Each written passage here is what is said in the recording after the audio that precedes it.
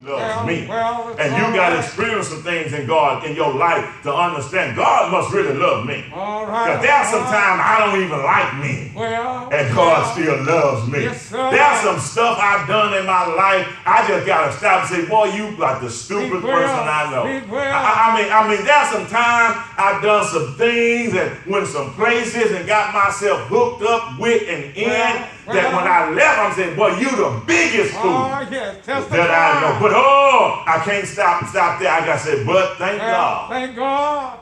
For his love. Now watch this. Loving kindness speaks of his love for me. And since I take on his person and his heart, then watch this. Then that's him loving me. Yes, sir. But how do I reciprocate the love that he gives me? Then loving kindness, as I flip it now, as I see it as God loving me, but he let me flip it. Loving kindness is my love for God. Here it is. How is that shown? By having that love for others. You missed it. He loves me. Yes, sir. And so I, in return, love him. That's all right. But since I can't explain how he loves me, then I can't explain my love for him.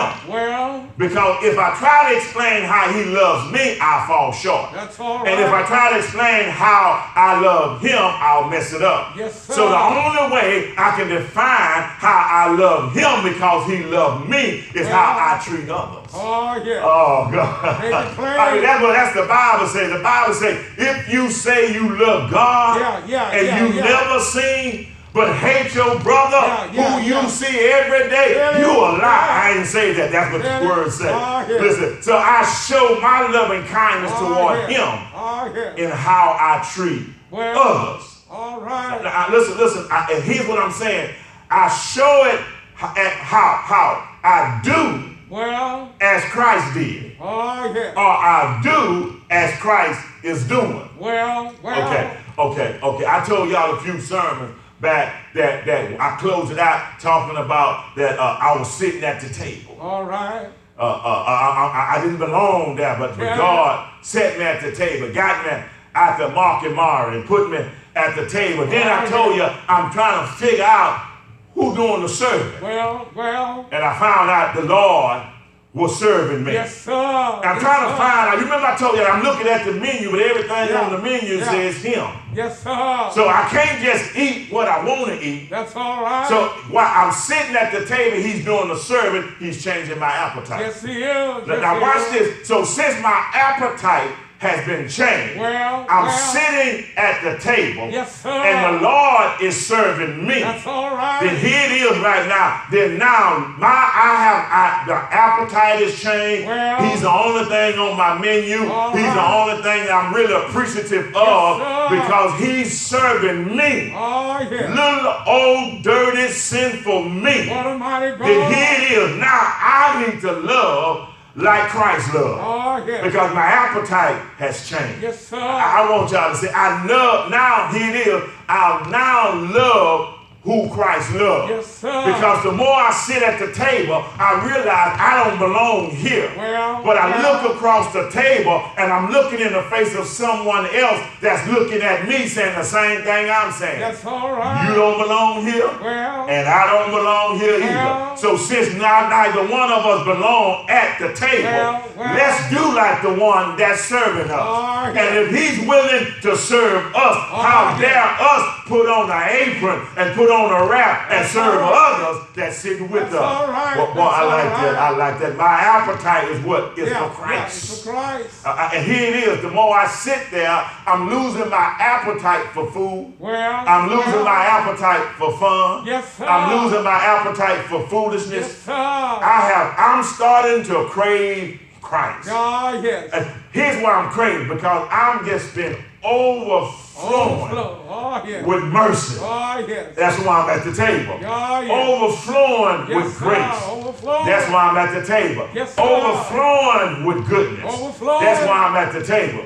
So I love sitting at the table. I love being in his presence. And the more I'm in his presence, the more I want to leave out of his presence and look like the one I've been in his presence. Y'all got to see it. Y'all got to see it. Here it is. Since I started from the bottom, and now I'm here, Oh, yes. Watch this. He didn't bring me from the bottom to where I'm at for me to go around boast and brag about who I am. That's all right. No, I'm started from the bottom and now I'm here. And here it is. It's not, I'm not here to showcase who I am. I'm not here to showcase what I'm done. But I'm here, started from the bottom. And now I'm here to showcase who Christ is in my life. That's all right. Y'all see the change? Listen. Now, how do I do it? I do it as Christ has done unto me. Well, what is Christ doing? If he found me and I was lost, and I'm going to do as Christ has done unto me, then I'm in return, I'm going to love the lost. Oh, shucks, y'all. If I love the lost, now I'm going to start reaching out for the lost. Y'all missing it. I'm talking to the church now. I'm talking to you who's watching. I'm talking about that's how this world should be. That if Christ found you and you was lost, then since you've been found, you ought to learn how to reach out for those who are still yet lost. Because now I'm realizing my life is no longer my own, but I belong to him. And since he's transformed me, he's changed my appetite, then I'm going to do what he's doing because I'm hanging out with the master. So me coming from the bottom is not just to be showcased. But it's for a purpose. Well, preacher, what's the purpose? It's to reach back to the bottom and help someone else out that's hanging out and love being at the bottom. And then once I can get my hand on those at the bottom, I don't tell them how it is at the top. Because they ain't going to understand top shelf blessing, living a low standard life. So when I reach out, I reach down, grab them, and my conversation is not about me. It's about what Christ has done for me. And then I encourage them that if he's done it for me, now here it is, they're going to believe you. Because they're going to see the change in your life. And since you ain't going around high-capping, that's that hood term. You ain't running your mouth about who you are and what you got. And you talking about Christ. They're going to say something has shown enough change. There's a change in your walk. There's a change in your talk. There's a change in the way you love. And so I reach down, I grab them, I tell them about Christ. And here's the encouraging part. I say, if he done it for me, he can do it for you. Yes, he can. You know what that's called? Well, I'm in the Bible. That's called discipleship. Yes, sir. Each one reach one. When the Lord bring you out and you know the Lord, you start this relationship with the Lord, you ought to reach back. Yes, sir. Because can't nobody tell it. No. Like you can tell it. That's all right. See, Christ did it for me. Yes, sir. Tell He'll it. do the same for you. Tell it. You know, remember, I'm here, why? Because of an overflow. Yes, sir. Which means if I'm here because of an overflow, then my overflow should be about what Christ has filled me with. Yes, sir. Hold on. How can Christ fill me and overflow me with mercy, grace, and goodness, love, and patience, and I spill over in hatred. I spill over in selfishness. I spill over with unconcerned. If I'm filled with all that and he's overflowing my life, I ought to be a residue of what's inside of the cup. If I'm pouring coffee in the cup and it rolls over in the saucer, it ain't going to roll like Coke. If I'm pouring coffee, it's going to be coffee.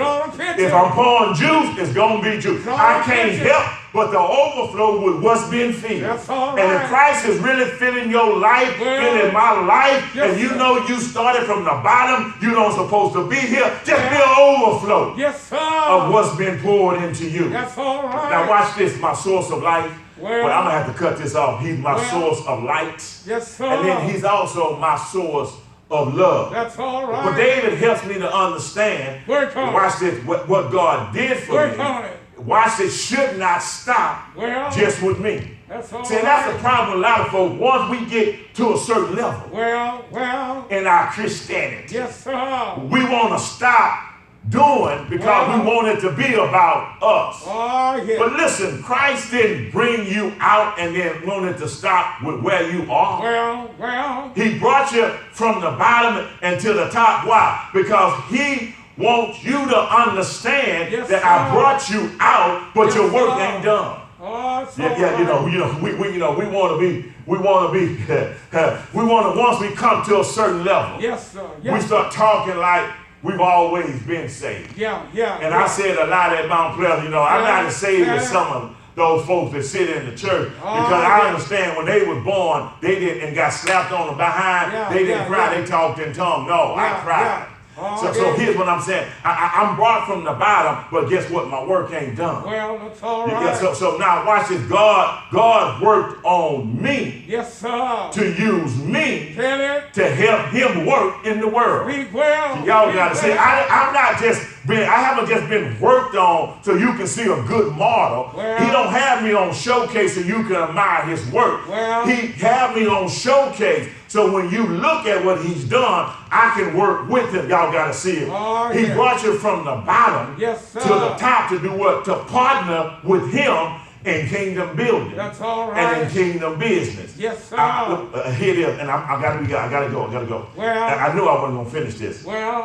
He's the source of life. Yes, sir. Y'all got to see this. And it's all in his loving kindness. So now I'm at the table. Appetite has changed. And his loving kindness has took my old clothes off. And has redressed me. That's all right. So I ought to now look like him. That's all right. I ought to talk like him. Yes, sir. I got a couple of friends, they be laughing at me and laughing at my brother. They say one time they were riding by, they said, man, they pulled over, they said, man, I knew that was you. I said, how you know that was me? I said, I'm all these folks out here. He said, well, I saw you standing. You saw me standing. He said, boy, you and your brother stand just like your daddy. I hear you. And it never dawned on me. My daddy stand a certain way, and me and my brother stand a certain way. And we can't help it because we've been around my daddy all of our lives. I look like my daddy. I can go to court and say, I ain't my daddy's son. The judge will probably lock me up and say, boy, I'm going to put you in jail. You act like him. Yes, sir. You talk like him. That's all right. You dress like him. Identify. You stand like him. Identify. Boy, y'all almost twins. Sir. And if I try to take Sister Mac to court and say Xavier ain't my son, then they'll lock me up again because he look like me. Yes, sir. He act like me. He talk like me. He just don't dress like me. But he act like me. I mean, everything you look at him, everybody say that's your twin. If you've been around a person over a period of time and they have an influence in your life, you tend to take on who they are, what they do, and how they live. Here it is. He's my source of life. Yes, he is. He's my source of light. Yes, he is. He's my source of love. And I'm going to check out on it. But now, in verse 4, he says not only that, he says he's also your source of law. I like that. I like the source of law. Watch what he says. Verse 10, he says, continue your loving kindness to those who what? Know you. Know you.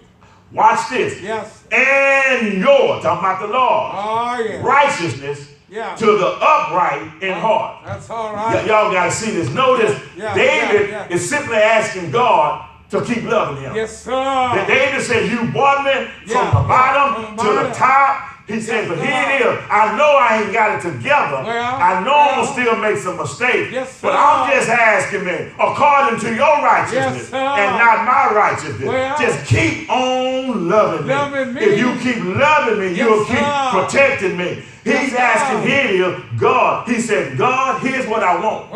I really want a continual, prayer request, intimate, prayer request, knowledge of who you are. That's all right. David said, I want you to keep giving me a living experience with you. Yes, he says what? That God, I want you to continue to foster this close relationship that we have formed.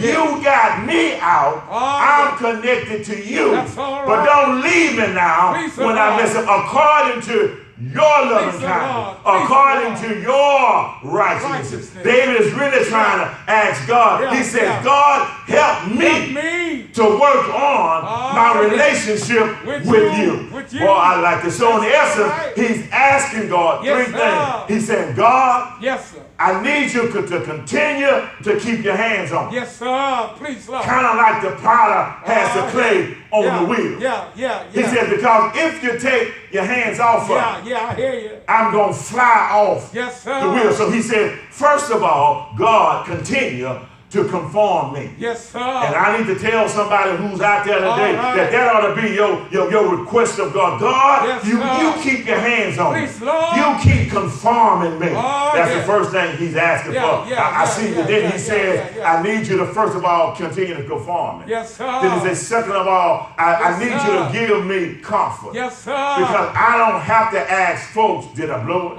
Well. I know when I mess up. That's all right. I know when I do wrong. Oh, yeah. And just like it bothers you, it bothers the hell out of me. Oh, yeah. I ain't cussing, I'm just saying, it gets down in my bones. I can't sleep right. I can't think right because I know I've done you wrong. So since you conforming me, he said, keep me, comfort me. Yes, sir. Even if you got to whoop me, Work comfort on me. me, Lord. He says, whip me with thy tender hand Work on me, of mercy. Lord. That's all But then he right. says, conform me, Oh, yeah. comfort me. Yes, sir. He said, but give me courage. Oh, yeah. Can I get a teacher moment and I'm out of Yes, here? sir. Yes, sir. Watch this, y'all. Here it is. According to the law. Because I said he's our source of law. Yes, sir. So according to the law, yes. if we would have been working or judged against the law, well, we would have been or we would be condemned. In other words, we wouldn't have this chance that we have now. We've already been condemned. Yes, sir. But we're no longer under the law. That's all right. We are in Christ. Oh, and here's what it is. And being in Christ and under the grace of Christ, that means Christ redeemed us. Oh, yes. And in his redemption, he has been our atonement. Oh, yes. I'm just stay with me. So I've been redeemed. Yeah. I'm no longer under the law. That's all right. But I'm living with Christ. Christ living in me. Which means since I have atonement. Yes, sir. Yeah, I'm blowing it. All right. Yeah, I mess up. Yes, sir. But I got Christ in my life. Oh, yeah. And he covers. Yes, sir. My mess ups. That's all right. He conceals. Yes, sir. My trashiness. That's all right. Watch this. He do it because he knows that if he don't cover me, then it'll prevent me from being able to go to the throne of grace. That's all right. And cry out for mercy. And then all because of Christ, I understand he was and is my substitute. And since he has been my substitute, that means he exchanged places with me. That's all he said, you come down, and I'm going to go up, and I'll die for you. Yes, he said, I'm your substitute. And someone said, if you're going to be the substitute, then that means you got to share some blood. Yes, sir. And he said, I'll exchange my places with him. He said, I'm going to give my life for his life. That's all right. And then he said, well, you know what that means? He said, don't worry about it. I'm going to sacrifice my life. That's all right. And if Christ thought enough of me to sacrifice his life, then all he asks of me is to make a sacrifice with my life for him. And then watch this. He says, well, I'm saying, well, that's asking a lot. He says, well, it costs something to have a real relationship. It causes you to get out of yourself and get into Christ. When I say, well, how much is it going to cost you? He says, salvation is free. Yes, it is. But it's not cheap. My Lord. I said, what's going to cost me? He said, faith. Belief and accept me. That's all right. And if you can accept what God done with me, gave me to die for you. Yes, sir. And accept the fact that I was in the tomb. Yes, sir. For 3 days. Yes, sir. Yes, sir. He said, well, no matter how you look at it, it was 3 days. Oh, Lord. But early that Sunday morning, yes, sir. I got up out of the grave. He said, if you can believe that, then God will accept that. And if God will accept that, then David said, that means I'm declared righteous. It's not because of me, but it's because of him. I take on his righteousness. He makes atonement for me. Yes, sir. So my mess up is covered in Christ. Yes, sir. My shortcomings is concealed by His grace. Yes, sir. No wonder David said, mercy and grace shall follow me all of the days of my life. Which says to me, if I'm following Christ, I got mercy. When I mess up, mercy cleans up what I messed up. And by the time grace come along, He don't see my mess up because I'm following Christ. Yeah, but it don't stop there. He said, I'm going to take up residence in you. And what I'm going to do, I'm going to become your manager. I'm going to become your boss.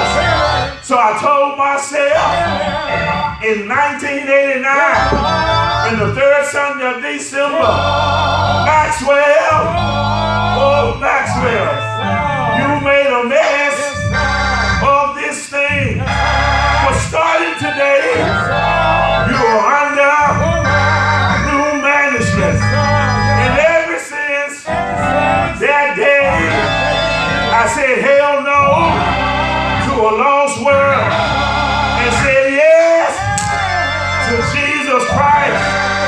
I've been happy, but not always happy. But deep down inside happy, I wasn't always happy because I kept messing up. But I was happy because I had Christ in my life. Yes, I'm full of faults. I got a lot of flaws. And God knows I have a lot of failures. But Jesus thought enough of me to bring me out. And I'm glad. I said I'm glad. Started from the bottom. But now I'm here. I gotta leave y'all now. Won't He do it?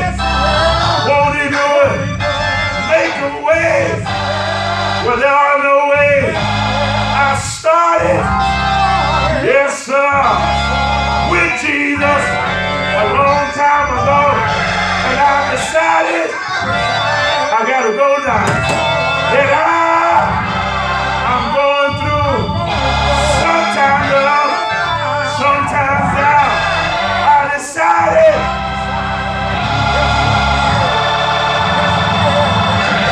that Jesus